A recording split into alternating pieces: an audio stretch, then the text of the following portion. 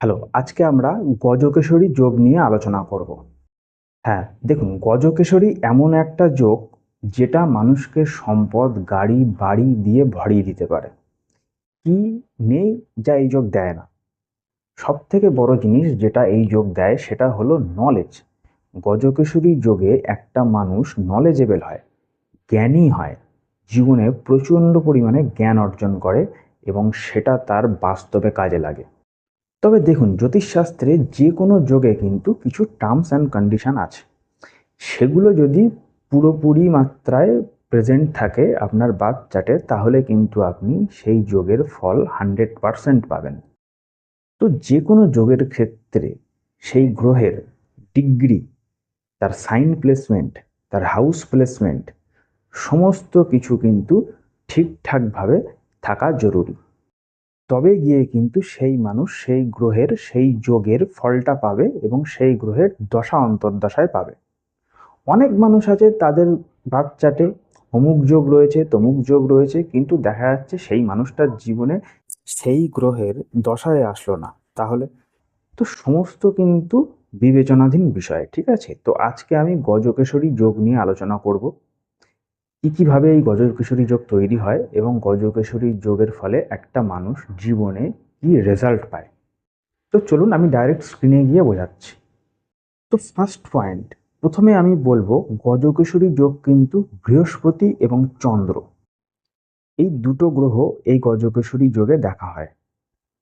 ঠিক আছে, এটা আপনি লগ্ন কুণ্ডলী থেকে দেখতে পারেন, চন্দ্র কুণ্ডলী থেকেও দেখতে পারেন, কেননা মুনকে ফার্স্ট হাউস ধরে মুনের থেকে প্লেসমেন্ট গোনা হয়, তো আপনি চন্দ্র কুণ্ডলীও ফলো করতে পারেন। তো কখন কখন এই যোগ সৃষ্টি হয়?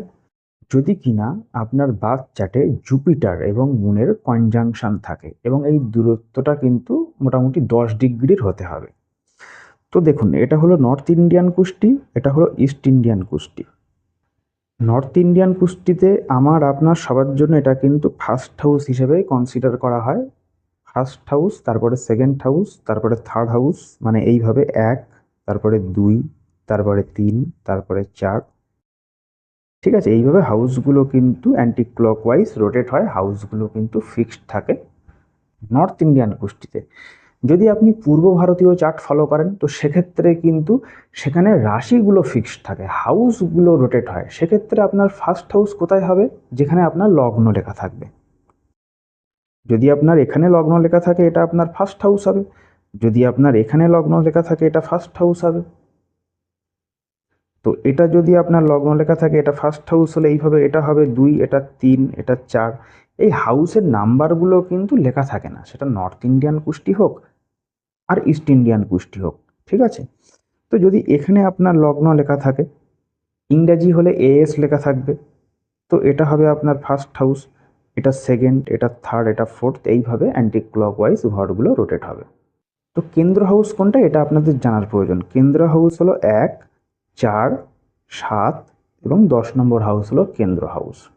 এগুলো একদম বেসিক লেভেলের জিনিস, এগুলো আপনারা না জানলে আমার বেসিক অ্যাস্ট্রোলজি প্লেলিস্টটিকে দেখে আসতে পারেন।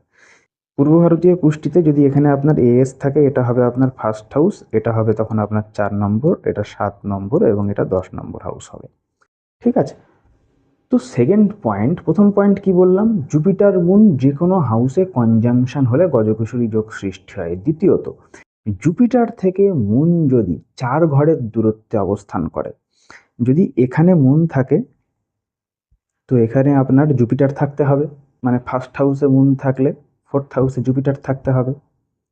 সেকেন্ড হাউসে যদি আপনার মুন থাকে তো আপনার ফিফথ হাউসে জুপিটারকে থাকতে হবে। এটা উল্টোভাবেও হতে পারে, রিভার্স অর্ডারে। যদি ধরুন জুপিটার ফার্স্ট হাউসে রয়েছে, মুন আপনার ফোর্থ হাউসে থাকতে হবে, বা জুপিটার 10th হাউসে রয়েছে, মুনকে আপনার সেভেন্থ হাউসে থাকতে হবে। তাহলে এক, দুই, তিন, চার, 4 ঘরের ডিফারেন্স হচ্ছে। তো জুপিটার থেকে মুন বা মুন থেকে জুপিটার 4 ঘরের দূরত্বে অবস্থান করলে কিন্তু গজকেশরী যোগ সৃষ্টি হয়। ঠিক আছে, বুঝতে পারছেন? যদি বুঝতে না পারেন কমেন্ট বক্সে কমেন্ট করুন, আমি উত্তর দিয়ে বুঝিয়ে দেওয়ার চেষ্টা করব। আচ্ছা, 3 নম্বর, এই যোগ পুরোপুরি 100% রেজাল্ট তখনই দেবে যদি কিনা আপনার লগ্ন কুণ্ডলিতে যেহেতু আমি আপনার চন্দ্রকুণ্ডলী দেখতে বললাম, তো চন্দ্রকুণ্ডলী আলাদা। চন্দ্রকুণ্ডলীতে মুনকে ফার্স্ট হাউস ধরে একটা কুণ্ডলী বানানো হয়, সেটাকে বলে চন্দ্রকুণ্ডলী। আর লগ্ন কুণ্ডলীতে সবার আলাদা আলাদা লগ্ন আছে, পার্সোনাল অ্যাসেন্ডেন্ট রয়েছে। তো লগ্ন কুণ্ডলীকে D1 চার্ট বলা হয়। তো লগ্ন কুণ্ডলীতে আপনার first house, fourth house, seventh house, 10th হাউসে যদি এই যোগ সৃষ্টি হয়, তাহলে কিন্তু এই যোগ 100% রেজাল্ট দিতে বাধ্য। মানে ধরে নেওয়া যাক জুপিটার মুন ফোর্থ হাউসে কনজাংক্ট হয়েছে, বা সেভেন্থ হাউসে কনজাংক্ট হয়েছে, বা ফার্স্ট হাউসে কনজাংক্ট হয়েছে, বা 10th হাউসে কনজাংক্ট হয়েছে। ত্রিকোণ হাউসেও হয়, যদি জুপিটার মুন ফিফথ হাউস বা জুপিটার মুন 9th হাউসে কনজাংক্ট থাকে, তাহলেও কিন্তু গজকেশরী যোগের ফল পূর্ণ মাত্রায় পাওয়া যায়। আর যদি কিনা কেন্দ্র হাউসেই 4 ঘরের দূরত্বে জুপিটার মুন অবস্থান করে। ঠিক আছে। 4 নম্বর পয়েন্ট, অন্য হাউসে হলে কি হবে না? হ্যাঁ হবে, কিন্তু সেক্ষেত্রে কিন্তু এফেক্ট রিডিউস হবে। এই যে বললাম 100% ফল কিন্তু পাওয়া যাবে না। দেখা যাচ্ছে মুন রয়েছে সেকেন্ড হাউসে, জুপিটার রয়েছে ফিফথ হাউসে, বা জুপিটার রয়েছে থার্ড হাউসে, মুন রয়েছে সিক্সথ হাউসে, সেক্ষেত্রে কিন্তু এফেক্ট রিডিউস হয়ে যাবে। আচ্ছা, 5 নম্বর, জুপিটার মুন একসাথ এক্সিস 410 এক্সিসেও কিন্তু পূর্ণমাত্রায় রেজাল্ট দিতে পারে, যদি কিনা সেটা কেন্দ্র হাউস হয়। জুপিটার বা মুন 1 বা 7 নম্বর হাউসে, বা 4 বা 10 নম্বর হাউসে অবস্থান করছে এবং একে অপরকে সেভেন্থ এসপেক্ট দিয়ে দেখছে, সেক্ষেত্রে গ্রহের ডিগ্রিটা দেখতে হবে, আমাদের ডিগ্রিটা কনসিডার করতে হবে। এবারে এই যোগের প্রভাব কিন্তু কিছু কিছু ক্ষেত্রে কম হয়ে যায়। কিভাবে কম হয়ে যায়? যদি কিনা লগ্ন সাপেক্ষে আপনার জুপিটার বা মুন কোনো মেলেফিক হাউসের হাউস লর্ড হয়ে যায়।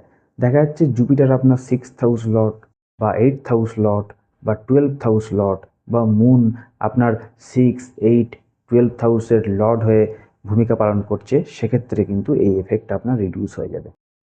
দ্বিতীয়ত আরেকটা কারণে এই গজকেশরী যোগের প্রভাব কম হয়ে যায়, যদি কিনা সেই প্ল্যানেট ডেবিলিটেটেড হয়ে যায় বা কম্বাস্ট হয়ে যায়। ঠিক আছে। রেট্রোগ্রেডটাকে আমরা এখানে কনসিডার করছি না, রেট্রোগ্রেডে এফেক্ট রিডিউস হয় না। কোনো প্ল্যানেট যদি রেট্রোগ্রেড হয়, মানে জুপিটার যদি এক্ষেত্রে রেট্রোগ্রেড হয়ে যায়, মুন তো রেট্রোগ্রেড হয় না, জুপিটার যদি রেট্রোগ্রেড হয় তাহলে কিন্তু প্রভাব আরও বেড়ে যায়। মানে জুপিটার কিন্তু রেট্রোগ্রেড হলে সেই প্ল্যানেটের মধ্যে কিন্তু চেষ্টা বল থাকে। তো জুপিটার যদি রেট্রোগ্রেড হয়ে যায়, বা জুপিটার আর মুন যদি ফ্রেন্ডলি সাইনে বা এক্সল্টেডভাবে অবস্থান করে, মানে এই যোগ যদি ক্যান্সার রাশিতে বা স্যাজিটেরিয়াস বা পাইসেস রাশিতে সৃষ্টি হয়, তাহলে কিন্তু ডিগনিটি ম্যাটার করে। ঠিক আছে, প্রভাব কিন্তু ভালো হয়। তো এই পর্যন্ত আপনারা বুঝতে পারলেন। যদি বুঝতে অসুবিধা হয় কমেন্ট বক্সে কমেন্ট করুন। তো এবার আমি বলবো রেজাল্ট কি দেয়। যদি ফার্স্ট হাউসে জুপিটার আর মুন কনজাংক্ট হয়, ঠিক আছে, তো তাহলে কিন্তু যে গজকেশরী যোগের সৃষ্টি হয়, তাহলে কিন্তু সেই মানুষের ফিজিক্যালি বডি হেলদি হয়, সে কিন্তু সুস্থ থাকে, সে একটা সুস্থ শরীর পায়, এবং সে কিন্তু জীবনে প্রচণ্ড নলেজ গ্যাদার করে, এবং সে জীবনে জ্ঞানী হয়। যদি ফোর্থ হাউসে জুপিটার মুন কনজাংক্ট হয়, সে কিন্তু লাক্সারি কমফোর্ট জীবনে পেয়ে থাকে, সে কিন্তু জীবনে ভালো গাড়ি বাড়ি করতে পারে, রয়্যাল হাউস তৈরি করতে পারে। ঠিক আছে, সে কিন্তু মোটামুটি কমফোর্ট পেয়ে থাকবে জীবনে। সেভেন্থ হাউসে যদি জুপিটার মুনের সংযোগে এই গজকেশরী যোগের সৃষ্টি হয়, তাহলে কিন্তু সেই মানুষ বৈবাহিক জীবনে সুখী হয়, সে কিন্তু বিজনেস করে অনেক অর্থ গ্যাদার করতে পারে, জীবনে অনেক ধন অর্জন করতে পারে। 10th হাউসে যদি এই যোগ সৃষ্টি হয়, তাহলে কিন্তু সে কেরিয়ারে স্টেবিলিটি পায়, ভালো পোস্টে জব পায়। ঠিক আছে, তার কিন্তু ফিনান্সিয়াল কন্ডিশন, ইকোনমিক কন্ডিশন কিন্তু ইমপ্রুভ হয়, জীবনে কিন্তু ভালো অর্থ ইনকাম করতে পারে। ফিফথ হাউসে হলে সে মোটামুটি সন্তান সুখে সুখী হয়। 9th হাউসে হলে সে জীবনে সৌভাগ্যবান হয়, এবং সে কিন্তু ধার্মিক হয়, জ্ঞানী হয়, নলেজেবল হয়। এছাড়া অন্য হাউসে কেমন ফল দেয় দেখুন। ধরুন সিক্সথ হাউসে জুপিটার মুন কনজাংক্ট হয়েছে, আর সিক্সথ হাউস হলো ক্যান্সার রাশি, তো তাহলে কিন্তু সে কিন্তু এই যোগের ফল পাবে। ঠিক আছে, সে কিন্তু হেলদি হবে। সে যদি জীবনের কোনো ডিসপুট কনফ্লিক্টের মধ্যে জড়িয়ে পড়ে, সেখান থেকে কিন্তু খুব সহজে বেরিয়ে আসতে পারবে। সেকেন্ড হাউসে যদি জুপিটার মুনের সংযোগে এই গজকেশরী যোগের সৃষ্টি হয়, তাহলে কিন্তু সে অর্থ রিলেটেড বিষয়ে, পরিবার, ঠিক আছে, এই সমস্ত বিষয়ে কিন্তু সে জীবনে সুখী হয়ে থাকে। তো আপনাদের কুষ্টিতে যদি গজকেশরী যোগ থেকে থাকে, কোন হাউসে রয়েছে কমেন্ট বক্সে কমেন্ট করে জানান। ঠিক আছে? আর যদি ভিডিওটা ভালো লাগে, যদি আপনারা এই ভিডিও থেকে কিছু শিখতে পারেন, তাহলে আমি নিজেকে উপকৃত বলে মনে করব। ভিডিওটা শেষ পর্যন্ত দেখার জন্য আপনাদেরকে অসংখ্য ধন্যবাদ। জয় শ্রীকৃষ্ণ।